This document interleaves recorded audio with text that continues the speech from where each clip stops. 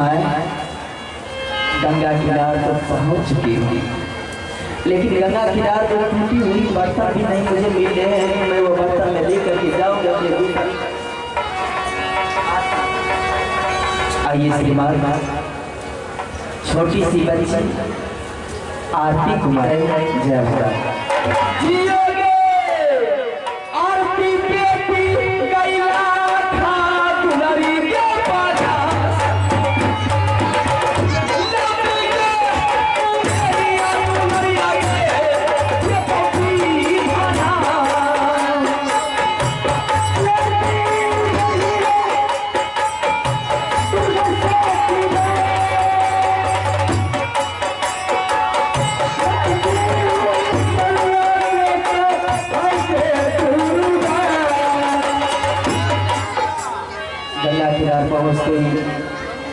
अब विलम्ब मुझे नहीं करना चाहिए। कोई टूटी हुई बर्तन तो मुझे नहीं मिलती है कि उस टूटी हुई गंगी में ले जाकर के मैं अपने बेटा को स्नान कर दूं। ऐसा ही करते हैं, मैं अपना आंचल भिंगा करके ले जा रही हूँ। इसी आंचल भिंगा करके ले जाती हूँ और उस बच्चा को मैंने इसी आंचल से जिस आंचल से मैंने अपने बेटा को गोद में, इसी आंचल के तले मैंने अपने बेटा को पोस कर तैयार की। जब मेरे बच्चे को तेल लगाती थी, इसी आंचल से छिपा करके अपने सीने से लगा करके दूध पिलाती थी। आज इसी आंचल से मैंने गंगा जल ले जाकर उसे पोस दूं तो अग्नि मैया, अग्नि देवता को समर्पित कर दिया।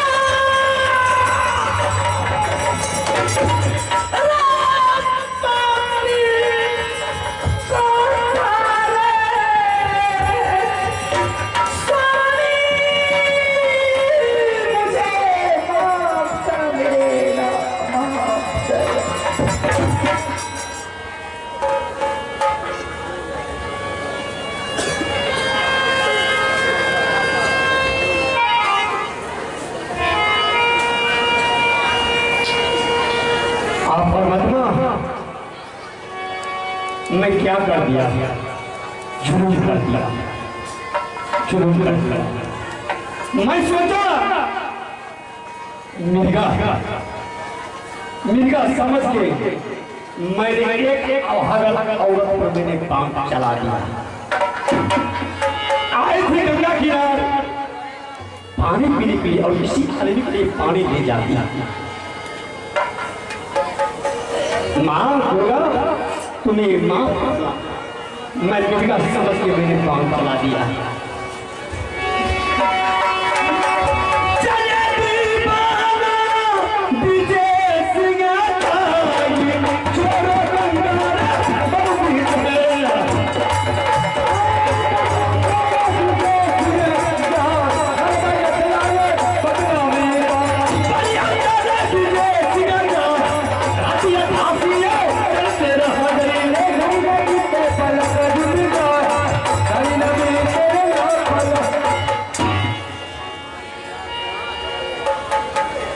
आप लोग अपने अपने स्थान पर शांति बना रखें और बस में कृपा करें। जो आदमी बीच में खड़े हैं एक के देख में बैठ जाए।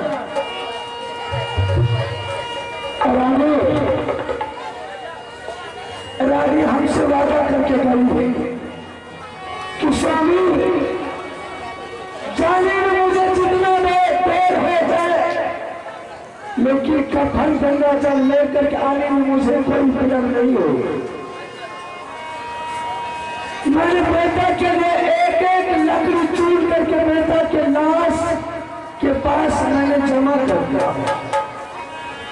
लेकिन अभी तक मेरे रानी कफन और गंगा जल लेकर के नहीं आ गया।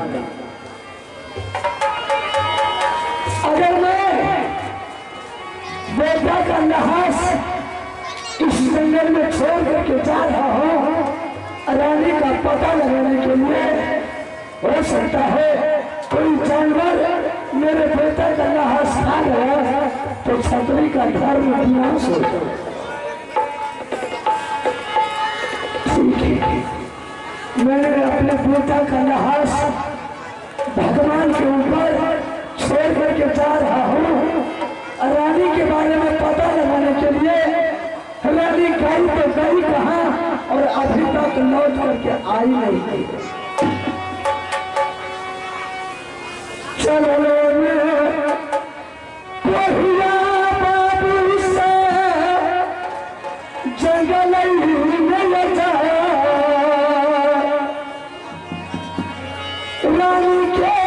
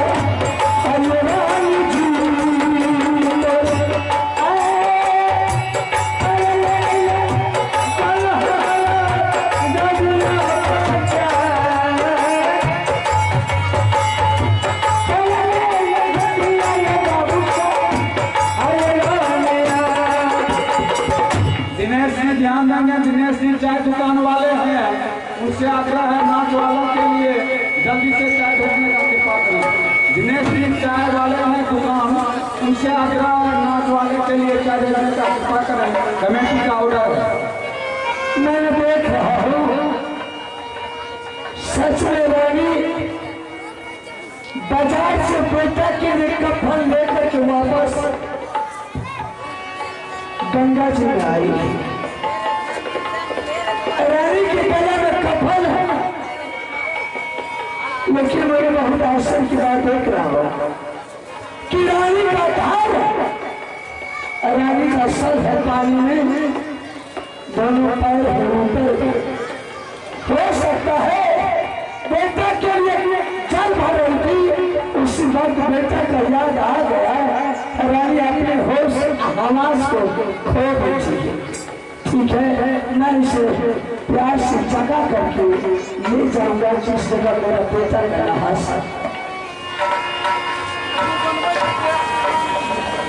रानी बाबा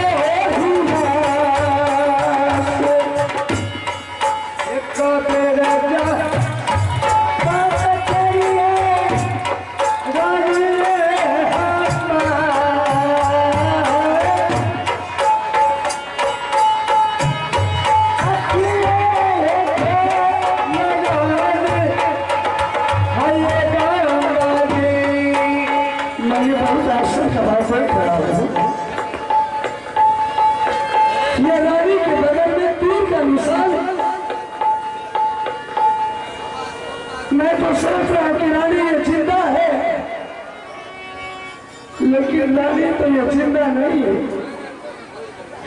इसे कौन पापी ने हाथ करके अपने निशाना बना करके चला गया है। रानी के उस मां का नाम हाथ करके मर गई है। रानी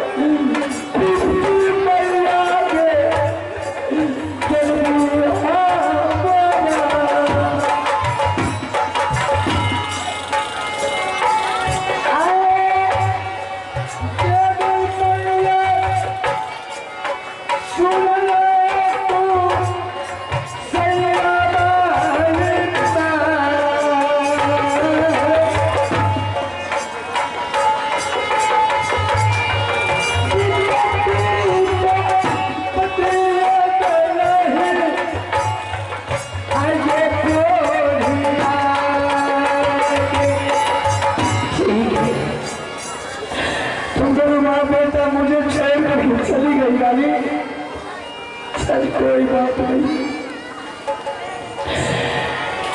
तुझे भी उठा करके ले जा रहा हूं जिस जगह मेरा अभागन बेटा का लाश पड़ा है। एक ही अर्थी में दे करके दोनों माँ बेटा को जला कर राख कर देंगे रानी, और उसी अर्थी में मैं भी जल करके मर जाऊंगा। मुझे भी संसार में जीना मुश्किल। चलो कोई जंगल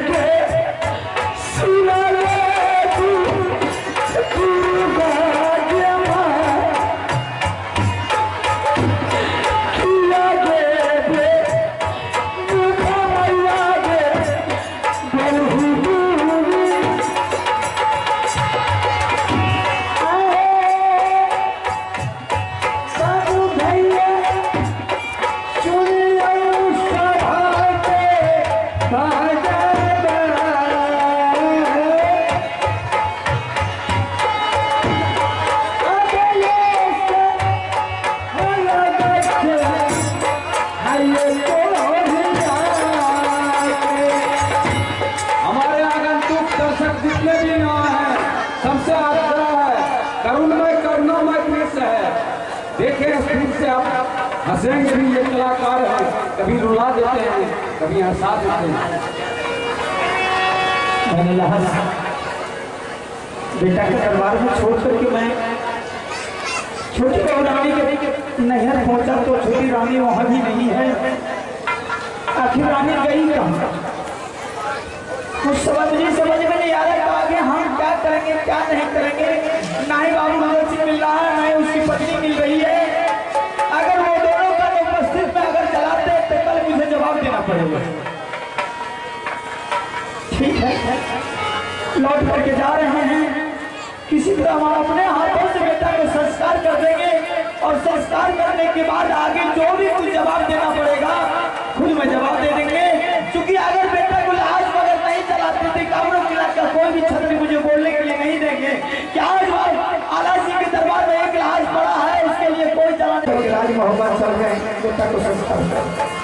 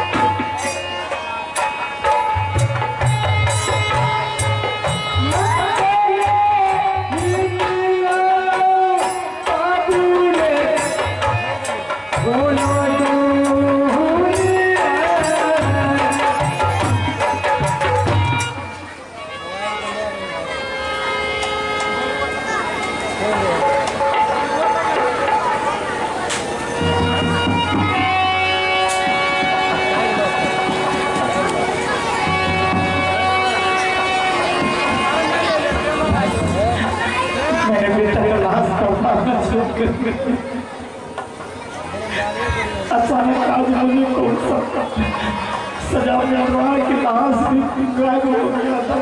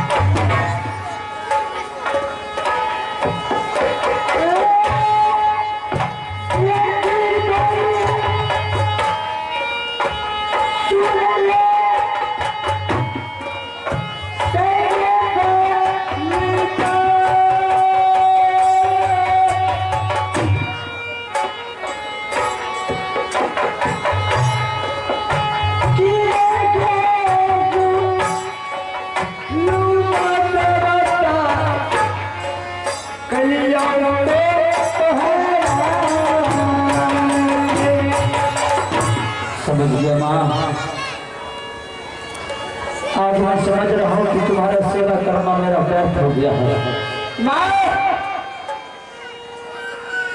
तुमने कौन सा किस जन्म का बदला मुझसे ले रही है?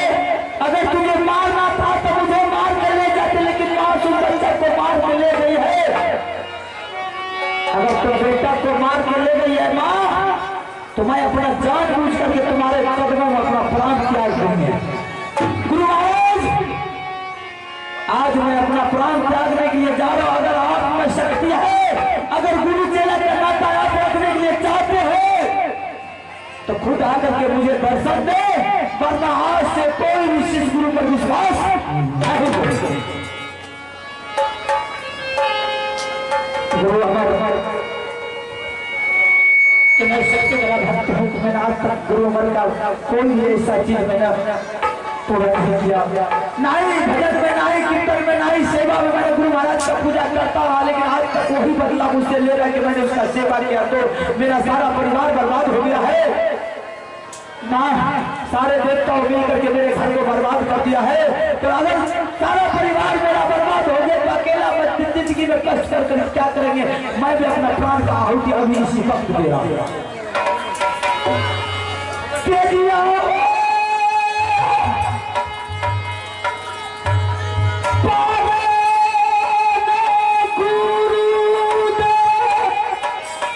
गुरु महाराज, मैं आ रहा हूँ।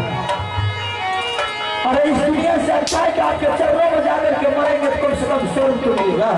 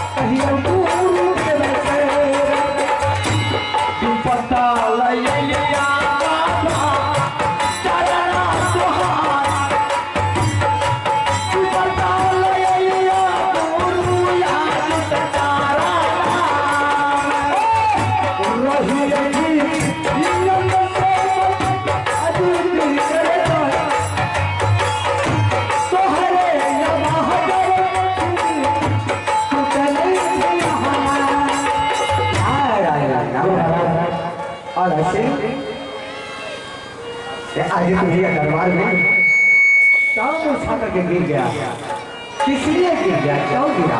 गुरु महाराज, अरे सारा धन संपत्ति तो बर्बाद हो गया, दर्शन देना ना देना बेकार की बात थी। जब मैं मरने के लिए तैयार हूँ आप मुझे क्यों दर्शन दिया? मुझे मरने देता। अरे इतना बड़ा कठोर तुम्हारा गुरुदेव भी नहीं है कि मेरा शिष्य मेरा सेवक मर जाए, मैं देखता रहूंगा।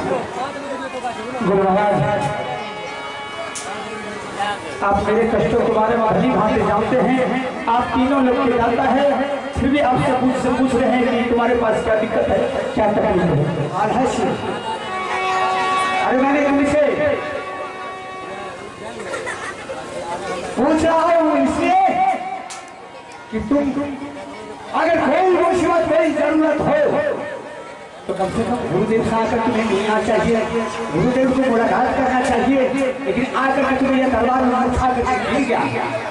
गुरु महाराज, डॉक्टर कोई किसी का सहारा नहीं होता, अंत में जाकर के मैं आपका सहारा ले, सिर्फ मेरा कोई अगर उधार करेंगे तो मेरा गुरु महाराज ही कर सकते हैं। सही बात है। अरे जिसे कोई नहीं होता उससे परमात्मा होता है। गुरु महाराज, मैं आपसे एक बात पूछने के लिए चाहता हूँ कि मेरे साथ मेरे परिवार के साथ कौन सा ऐसा गलती हुआ जो मेरे परिवार का साथ इतना बड़ा दर्द मिला है? मेरा घर बर्बाद हो गया है, मेरा परिवार बर्बाद हो गया, मैं बर्बाद हो गया, 5 वर्ष का बेटा मेरा मर गया है। आपसे पूछते कि कौन सा ऐसा गलती मैंने किया था? आपका सेवा में कमी हुई है, आपका सत्य में कमी हुई है, फिर मेरे साथ ऐसा क्यों हुआ? अरे अब मैं तुम्हें जानकारी दे रहा हूँ, तुम्हारा बेटा मर गया है, तुम्हारे भाई को कुछ रोग हो गया है। क्या हो गया है, किसलिए हुआ है, तुम्हें पता है? नहीं गुरु महाराज, मुझे क्या पता? अरे जिस बेटा को तुम्हें अपना जान गंवा रहे हो, अपना जीवन को बर्बाद कर रहे हो, वह बेटा तुम्हारा नहीं था, वह बेटा जिसका था वह उठा करके जंगल ले गया, अब तो समझा नहीं गुरु महाराज आप क्या करें, अगर कुछ भी कहना तो साफ साफ पूछो बताइए। आओ, तुम्हारा बेटा का कातिल कौन है? कौन मारा है तुम्हें पता है? नहीं महाराज मुझे अरे सिस्टर में तुम्हारा बेटा करमा से पर करके दरबार आया था। दरबार में तुम्हारी पत्नी से वह ने बोला कि माँ मुझे चलते चलते पाँव पैदल स्कूल से आते आते भूख लग गया, मुझे थोड़ा सा भोजन खिलाओ।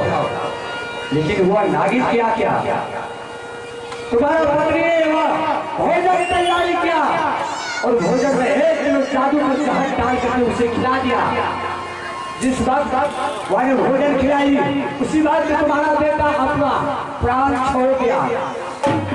माँ ने उसी बात वह नागिन को श्राप किया था कि रानी सोना तुम्हें अच्छा नहीं किया, एक मासूम बच्चा को तुमने जैसे जहर खिला कर जान काट दिया वैसे तुम धूप पगड़ी होकर के दर्द को ठोकर खाएगी और तुम्हें एक ना एक रोज वही अमरजीत का आशा होगी।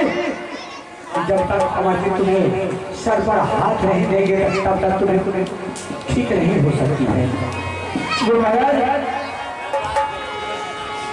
आप बोल रहे हैं कि मेरी रानी ने ऐसा कर दिया और सारे बीमारी का जड़ मेरी रानी है। जोड़ी डाल करके भोजन में मेरे बच्चा का मारने का है। तुम्हारा बच्चा तो जहाँ डाल के खिलाई है। नहीं गुरु महाराज, हाँ मेरी रानी ऐसे नहीं कर सकती। अगर मेरे बात पर तुम्हें विश्वास नहीं होता है जान करके देख, तुम्हारा महल में तुम्हारी रानी ठोकर खा रही है, पगड़ी बन के रोटी है। गुरु महाराज रानी तो बोली कि बेटा तो भोजन करने के बाद अचानक पेट में दर्द हुआ, आप सारे भोजन में जहर डाल करके मार दिए। ये सब तो नागिन को टीवी कल है, बहाना है। क्या गुरुदेव की बात पर तुम्हें विश्वास नहीं होता है? इस बात को तुम्हें आजमा लो कि मेरे गुरुदेव झूठ बोला या सही बोला। गुरु महाराज अगर ये बात आपका सच निकला कि मेरी रानी ही सारी बीमारी का जड़ है तो मैं आपके साथ वादा करता हूँ, आपके बाद कसम खाता हूँ कि अरे उदासी को सर काट करके सीधा बार नहीं काट तो मेरा नाम अरे अभी तुम्हें उसे जान भी मार दोगे, गोली भी मार दोगे, कुछ नहीं बता सकती है। इसलिए मेरा आवाज को तुम्हें पहचान करो, दिमाग में बसा लो। सबसे पहले तो उसे कोई ओझा गुरु मंतरिया के पास ले जाओ, सबसे पहले वह नागिन को ठीक कराओ। ठीक कराने के बाद तुमसे एक एक बात को ध्यान लो कि मेरा बेटा का कातिल कौन है, मेरा बेटा को जहर खिला कर कौन जान मारा है, वह फटाफट बताएगा। गुरु महाराज आपने तो मुझे दर्शन दे दिए हैं, मैं चाहता हूँ गुरु महाराज अगर इससे भी थोड़ा सा कोई और कठिनाई होगी तो मैं आवाज आपको लगाएंगे, आप मुझे स्वयं एक बार और आप दर्शन। अरे मुझे तुम्हें जब याद करोगे मैं तुम्हारा हर तुमसे मिलता रहूंगा। ठीक है गुरु महाराज, मैं बाहर जा रहा हूँ, बाहर जाने के बाद मैं वहां जरा उसका शकल ध्यान